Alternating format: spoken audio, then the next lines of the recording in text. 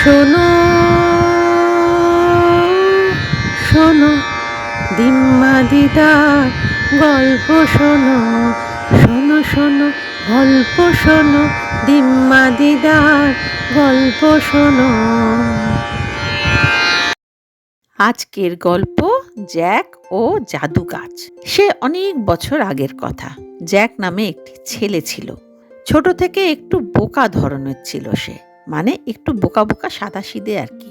সে যখন খুব ছোট ছিল, যখন ভালো করে তার জ্ঞানই হয়নি, বোঝার বয়সই হয়নি, তখন নাকি তার বাবাকে একটা দৈত্য ধরে নিয়ে গিয়েছিল। সেই থেকে তার মা দিন রাত এক করে খেটে সংসার চালাতেন।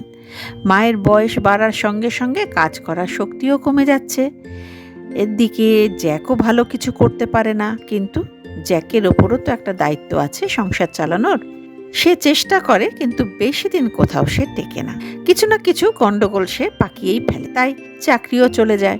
একদিন জ্যাকের মায়ের খুব শরীর খারাপ, কাজে যেতে পারল না, তাই কয়েকদিন তাদের খাওয়াও জোটেনি। শেষে জ্যাককে ডেকে মা বললেন, শেষ সম্বল এই গরুটা আছে, আজ হাটে গিয়ে বিক্রি করে যা পাবে তাতেই বাকি অন্তত কয়েকটা দিন তাদের পেট ভরবে।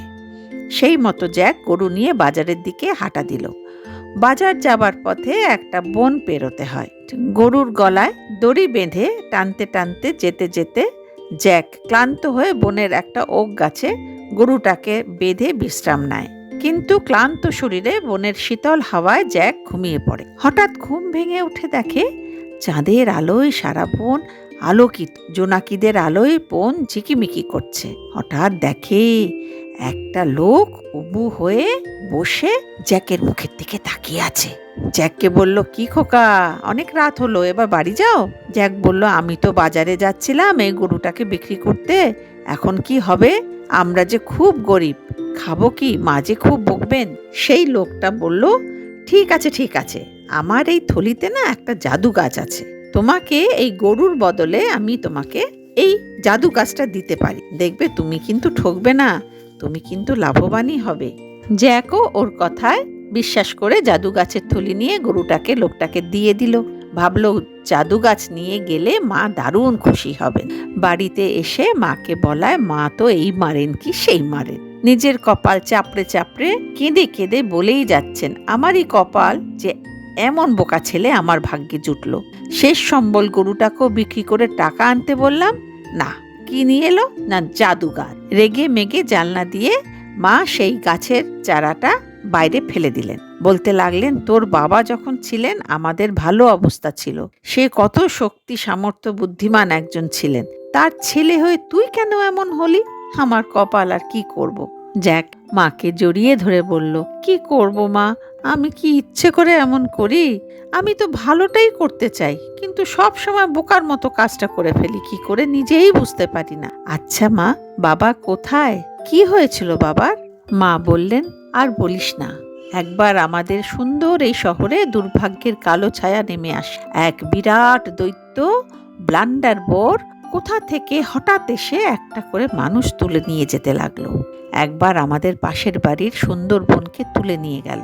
তখন তার হাত থেকে বাঁচার জন্য তোর বাবা একটা দারুণ মতলব এঁটেছে। কিন্তু যত কাল হলো এই ঘুম, একদিন রাতে যখন সবাই ঘুমাচ্ছিলাম, তখন সেই দৈত্য ঘরে ঢুকে বাবাকে তুলে যে কোথায় চলে নিয়ে গেল, বাবা আর ফিরে এলো না। তাকে কোথাও খুঁজে পাওয়া গেল না। জানি না সে বেঁচে আছে না দৈত্য তাকে খেয়েও নিয়েছে। সেদিন শুধু জল খেয়েই তারা শুয়ে পড়ল। নানা চিন্তা করতে করতে জ্যাক ঘুমিয়েও পড়ল এক সময়। পরদিন ভোরবেলা ঘুম থেকে উঠে জানলা খুলে দেখে, ওরে বাবা, কাল মায়ের ফেলে দেওয়া জাদু গাছটা যে কত বড় হয়ে গেছে। বাইরে এসে দেখলো, ওরে বাবারে, ওদের বাড়ি ছাড়িয়ে সোজা আকাশে মেঘ ভেদ করে উঠে গেছে।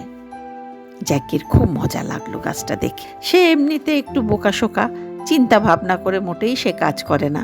সে করলো কি, তরতর করে জাদু গাছে উঠে গেল। উঠছে তো উঠছে, উঠছে তো উঠছে, আকাশের উপরে মেঘের উপর পৌঁছে একটু বিশ্রাম নেবার জন্য দাঁড়ালো। দেখলো সেই বিন গাছ থেকে কয়েকটা তক্তা মেঘের ওপারে একটা প্রাসাদের মধ্যে চলে গেছে। ব্যাস, আর দেখে কে? জ্যাক মহা কৌতূহলে তক্তার উপর দিয়ে হেঁটে হেঁটে রাজপ্রাসাদে গিয়ে পৌঁছালো। জ্যাক ভাবলো, বাহ, দারুণ অ্যাডভেঞ্চার, এবার এই প্রাসাদের রাজা হলাম আমি। প্রাসাদে ঢুকে দেখলো বিশাল বিশাল সব টেবিল, চেয়ার, খাট, পালঙ্ক। নিজেকে লিলিপুটের মতো মনে হলো। এ কেমন জাদুর দেশ, নিজেকে যে পিঁপড়ের মতো লাগছে। এমন সময় চেয়ারে ঝুলে থাকা কাপড় বেয়ে উঠে দেখে পর্বত প্রমাণ এক দানবী ওর দিকে তাকিয়ে আছে। বলছে, তুই কে রে? কি করে এখানে এলি?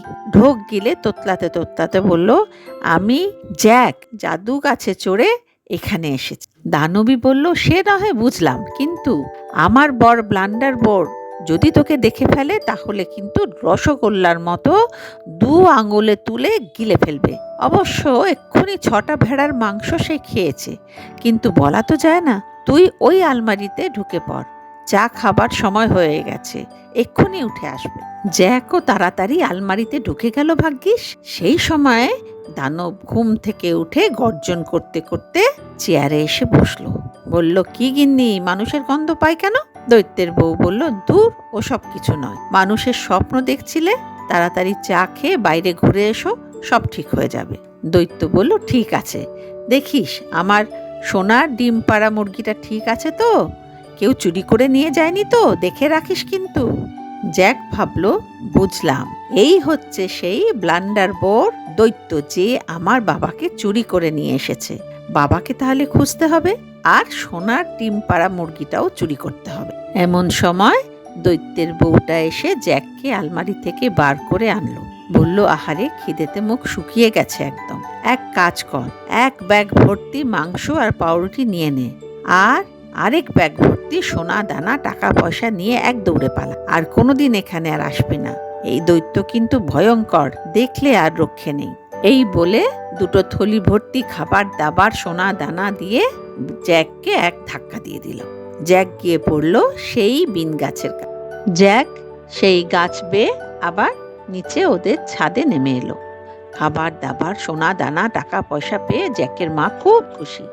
সেই সোনা দানা টাকা পয়সায় দুজনের বেশ অনেকদিন চলল। যখন সব শেষ হয়ে গেল, মা বললেন, জ্যাক, এবার একটা কিছু কাজ খোঁজ। জ্যাকের মতলব অন্য।